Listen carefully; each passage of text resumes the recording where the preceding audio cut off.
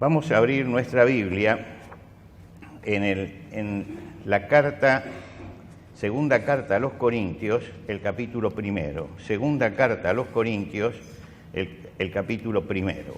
Y vamos a empezar nuestra lectura en el versículo 12. Segunda carta a los Corintios, capítulo primero, versículo 12.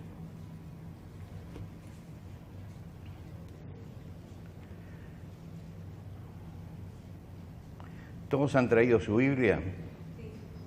¿Sí? ¿Cuántos son los que tienen la Biblia en papel?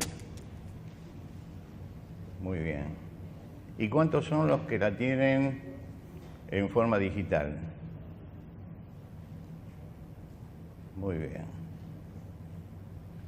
Espero que estén leyendo la Biblia y no mandando mensajitos ahora. Porque los que la tienen en papel están leyendo la Biblia seguro, los otros no se sabe. Segunda Corintios capítulo primero, versículo 12. Porque nuestra gloria es esta, el testimonio de nuestra conciencia, que con sencillez y sinceridad de Dios, no con sabiduría humana, sino con la gracia de Dios, nos hemos conducido en el mundo y mucho más con vosotros. Porque no os escribimos otras cosas que las que leéis o también entendéis, y espero que hasta el fin las entenderéis, como también es parte haber entendido que somos vuestra gloria, así como también vosotros la nuestra para el día del Señor Jesús. Con esta confianza quise ir primero a vosotros para que tuvieseis una segunda gracia y por vosotros pasar a Macedonia. Y desde Macedonia venir otra vez a vosotros y ser encaminado por vosotros a Judea. Así que, al proponerme esto, ¿usé quizá de ligereza? ¿O lo que pienso hacer lo pienso según la carne, para que haya en mí sí y no? Mas como Dios es fiel, nuestra palabra a vosotros no es sí y no. Porque el Hijo de Dios, Jesucristo, que entre vosotros ha sido predicado por nosotros, por mí, Silvano y Timoteo, no ha sido sí y no, mas ha sido sí en Él, porque todas las promesas de Dios son en Él sí y en Él amén por medio de nosotros, para la gloria de Dios. Y el que nos confirma con vosotros en Cristo y el que nos ungió es Dios, el cual también nos ha sellado y nos ha dado las arras del Espíritu en nuestros corazones. Hasta aquí nada más en la lectura de la palabra de Dios. Nosotros cantamos una parte de un viejo himno, lo cantamos solamente una parte porque el himno es mucho más largo de lo que nosotros lo hacemos, que dice: todas las promesas del Señor Jesús son apoyo poderoso de mi fe, mientras viva aquí cercado de su luz, siempre en sus promesas confiaré.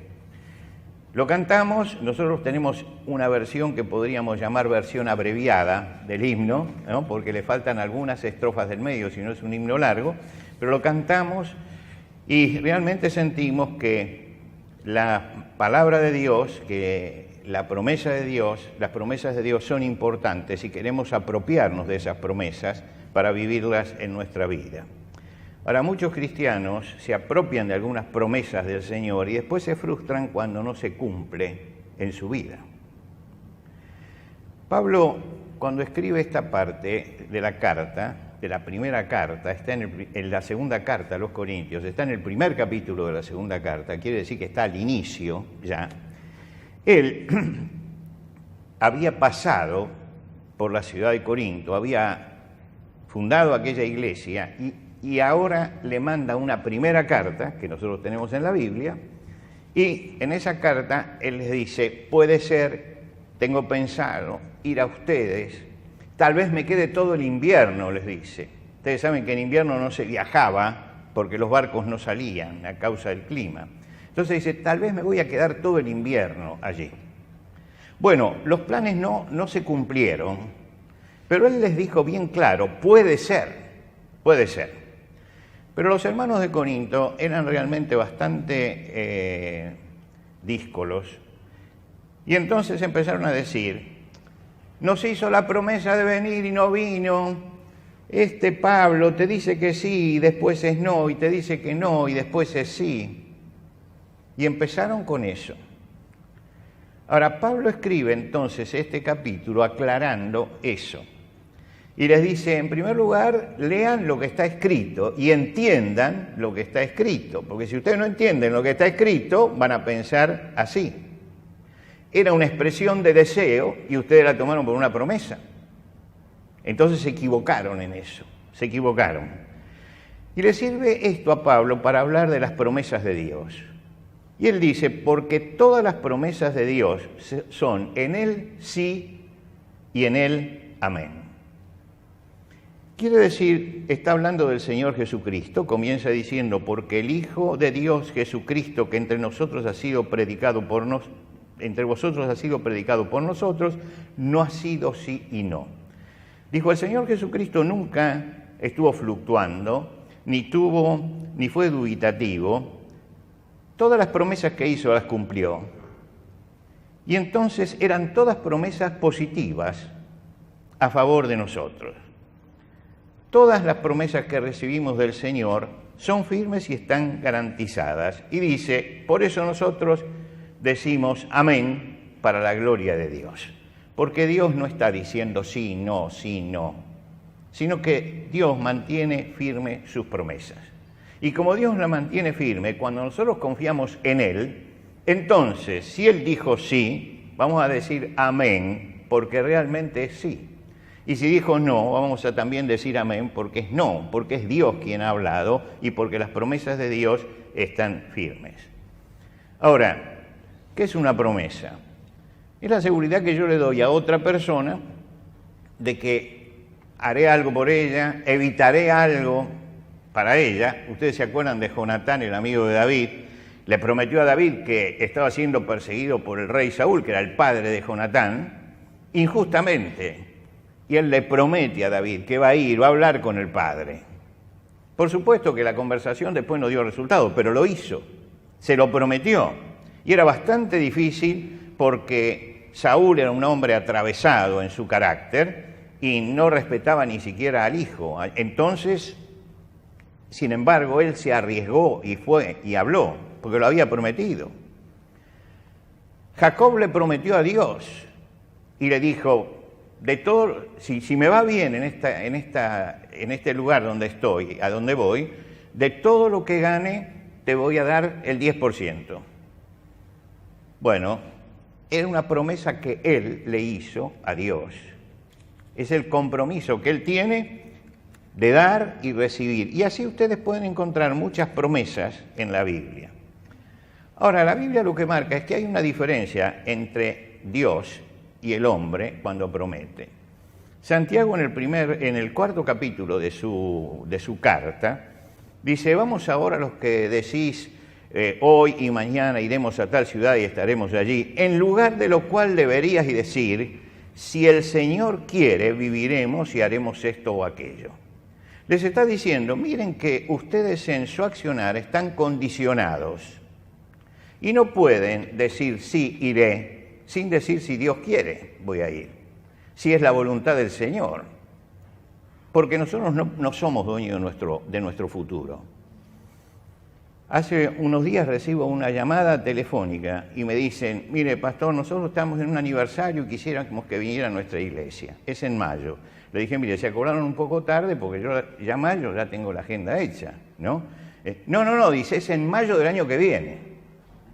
Yo digo, escúcheme, no puede ser que 12 meses antes, más de 12 meses, 13 meses, me esté llamando para esto. ¿Qué sé yo qué va a pasar en estos 13 meses? Quiere decir que, ¿yo qué le puedo decir? Mire, pienso que tal vez pueda ir, si el Señor quiere. Pero no tome esto como un compromiso, porque nadie es dueño del futuro. Nadie es dueño del futuro.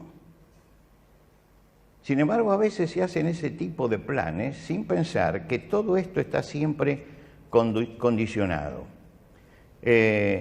Por eso Santiago nos está diciendo, tengan cuidado cuando prometen, cuando tomen un compromiso y digan, si Dios quiere, si Dios quiere.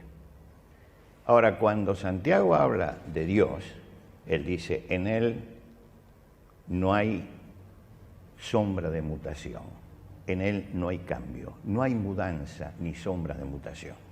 Él es distinto. Las promesas humanas están condicionadas, siempre, siempre, porque no somos dueños del minuto siguiente de nuestra vida. Las promesas de Dios no están condicionadas, porque en Él no hay mudanza ni sombra de variación, no hay cambios, ni nada que lo pueda hacer variar. Dios le dio una promesa a Abraham, le dijo, en tu simiente serán benditas todas las naciones de la tierra. Y le mostró toda la tierra de Israel y le dijo, esto lo daré a ti y a tu descendencia, por cuanto oíste mi voz.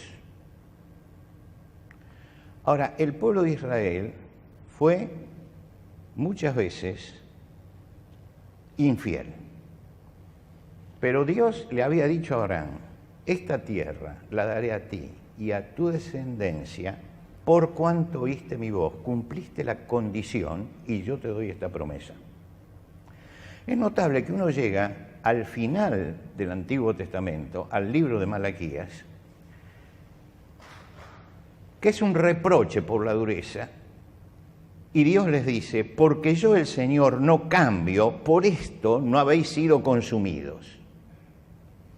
Como diciendo, yo los tendría que destruir como nación, pero como yo no cambio, entonces no han sido consumidos. ¿Por qué? Porque se lo prometí a Abraham y le dije, esta tierra será de tu descendencia. ¿Estuvo cuánto tiempo vagando los judíos por el mundo? Desde el año 123, en que desalojaron toda la tierra, hasta el año 1948. En el año 1948, Dios dijo, vuelven a su tierra. Yo tuve que hablar para los judíos en uno de esos aniversarios. Y les dije, ustedes hablan de relaciones políticas y todo que les permitió vivir a su tierra. Pero realmente están en su tierra porque Dios tuvo un amigo que se llamaba Abraham y se lo prometió a él. Entonces tienen que agradecerle a Dios que estén aquí, porque están en esta tierra porque la promesa que Dios le dio a Abraham está firme. Y Dios había dicho, los voy a desparramar por todos lados, pero los voy a volver a reunir. Israel será habitada, Jerusalén será habitada en Jerusalén. Estas son las promesas de Dios. Uno dice, pero es infiel. Sí, es infiel, pero Dios le prometió a Abraham. Y Abraham había cumplido con la condición, dice, por cuanto oíste mi voz. Y entonces, habiendo oído esa palabra y habiendo oído la voz del Señor, Dios cumple su parte y le dice, se la voy a dar a toda tu descendencia. La promesa de Dios permanece firme hasta el día de hoy. Se la sigue dando.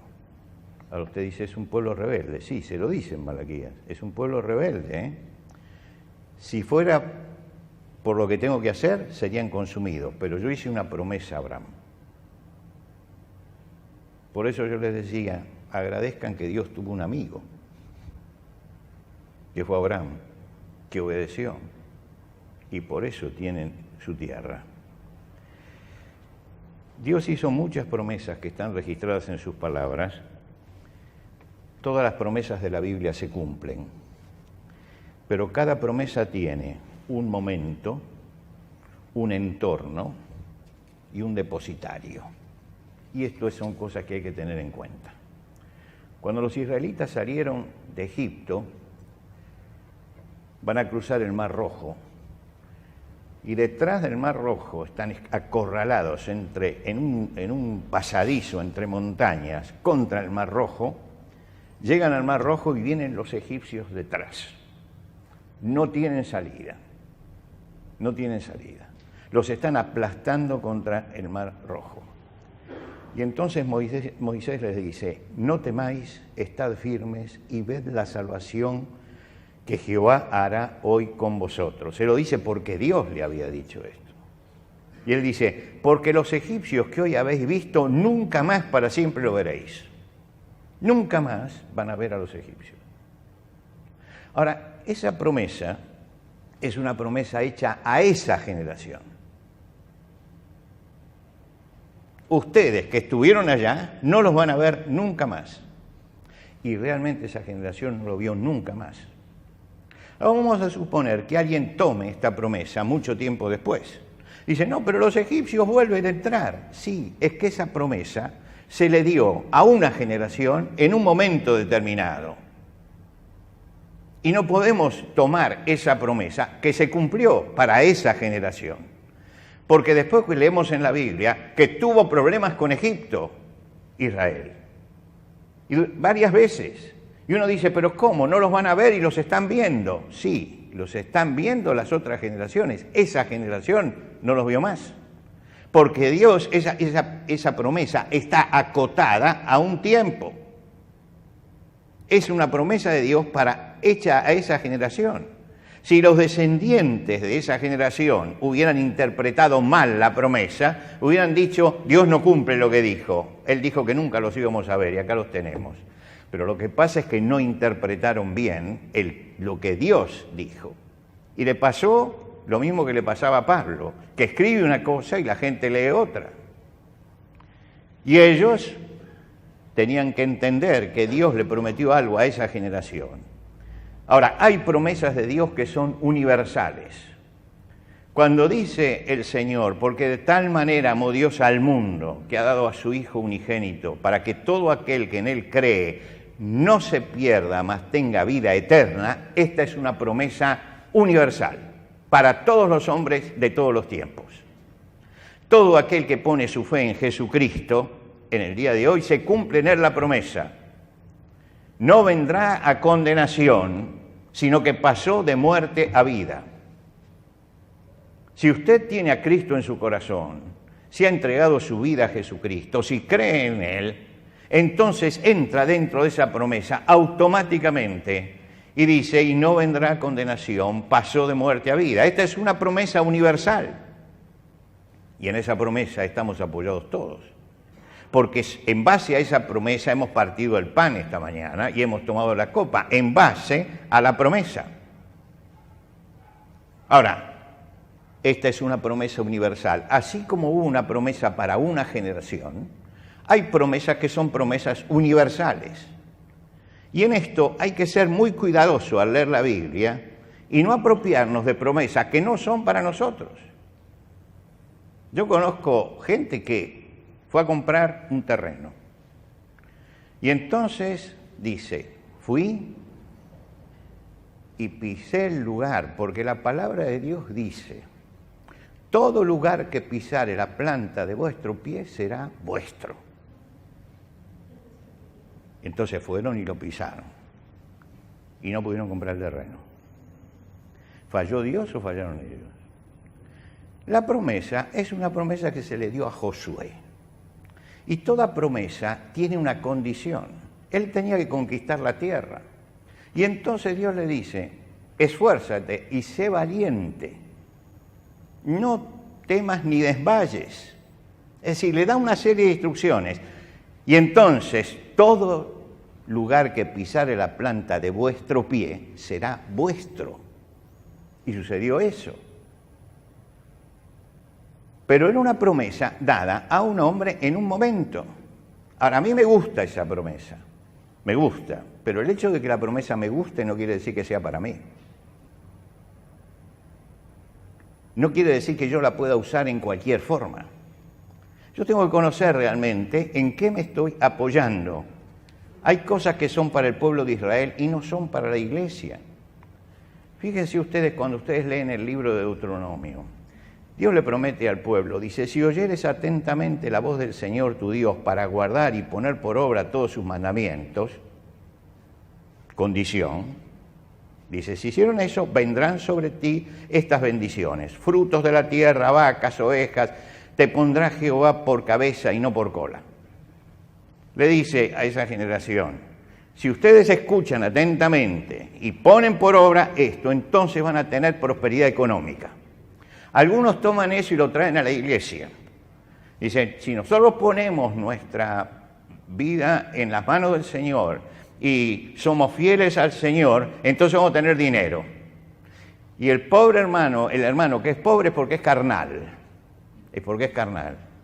Ahora, se apropiaron de una promesa que no es para ellos, porque el pueblo de Israel es el pueblo de la tierra y las bendiciones las recibía a través de la tierra. Nosotros somos el pueblo celestial y como pueblo celestial nuestras bendiciones son otras.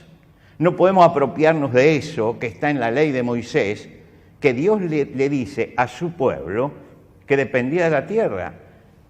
¿Qué diríamos de lo que escribe Pablo en la carta a los Filipenses? Cuando él dice, he aprendido a contentarme cualquiera sea mi situación, sé vivir humildemente y sé tener abundancia, en todo y por todo estoy enseñado, así para estar saciado como para tener hambre. ¿Qué diríamos? Que era un carnal, porque no tiene la riqueza.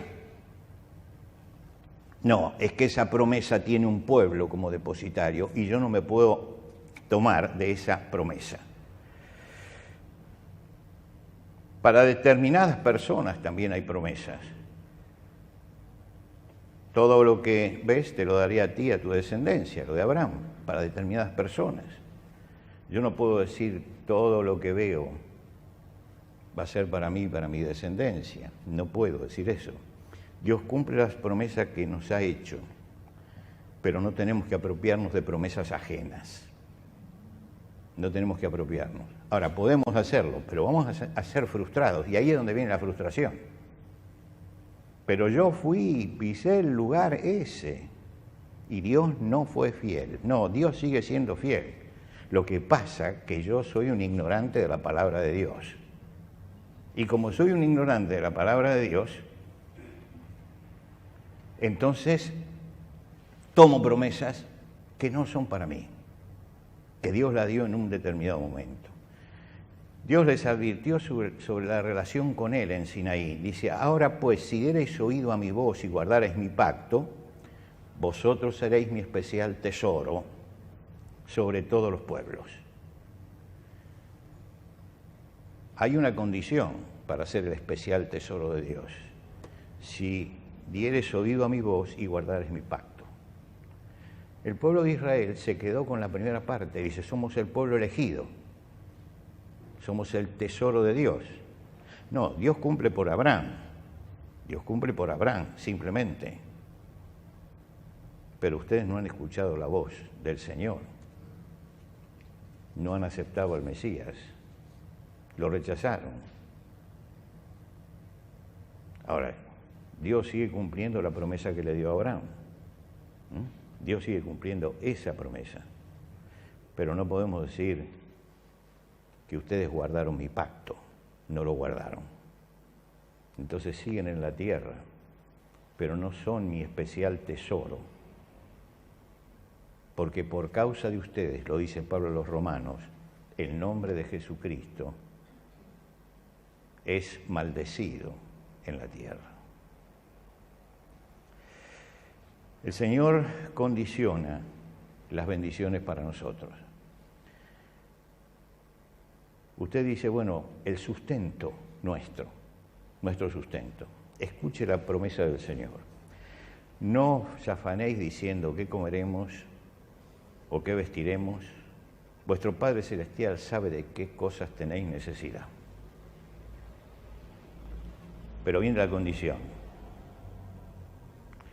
Pero buscad primeramente el reino de Dios y su justicia, y todas las demás cosas os serán dadas por añadidura. Esa es la condición, que yo esté buscando al Señor. Dice, la condición es no afanarse y buscar primero lo que es justo en nuestra vida. Si yo no busco lo que es justo en mi vida, entonces no voy a tener la promesa. Pero esa provisión existe, y esa es una promesa. Y es una promesa para nosotros. Y es una promesa de la que yo puedo apropiarme. Puedo estar tranquilo. Que si soy fiel al Señor no me va a faltar el sustento elemental en la vida. Dios dice que un cristiano tiene una promesa contra la tentación. Dice, someteos pues a Dios, resistid al diablo y huirá de vosotros. Esta es una promesa. La promesa de que si yo resisto, voy a vencer la tentación. ¿Por qué? Porque Dios manda el oportuno socorro. Y cada vez que Dios manda el oportuno socorro, está cumpliendo la promesa. ¿Por qué? Porque el hombre que es tentado resistió. Y si resiste, entonces Dios cumple mandándole el oportuno socorro. Hay una provisión, hay una promesa maravillosa para el perdón de los pecados.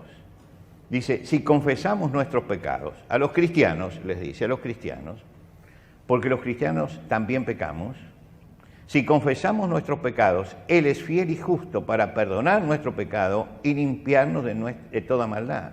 Si confesamos, confesar al Señor el pecado es la condición para recibir el perdón. Quiere decir que hay una condición.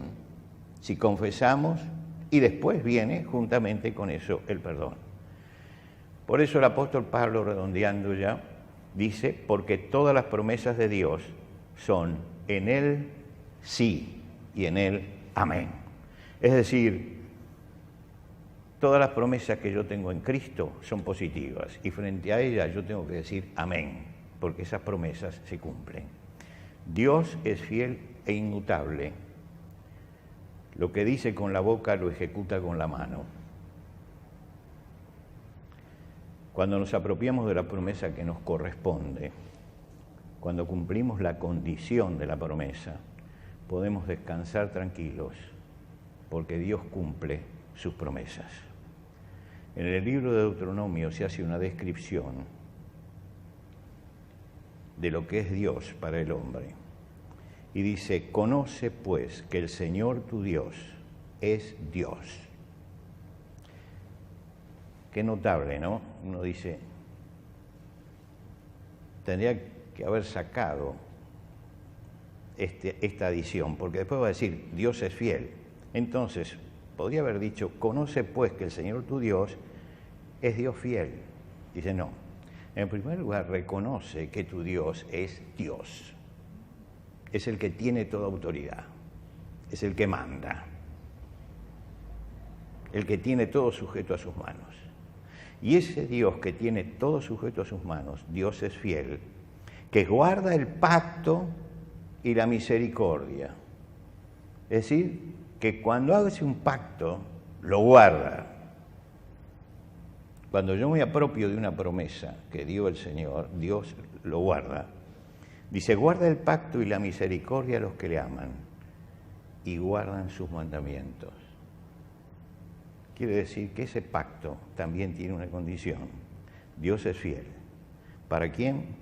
Para aquellos que le aman y guardan sus mandamientos. Y guardan sus mandamientos. Y yo creo que esto es la conclusión de todo lo que hemos dicho. Dios es fiel. Porque Dios es Dios. No es hombre. Dios es fiel. Él guarda el pacto y la misericordia a los que le aman y guardan sus mandamientos.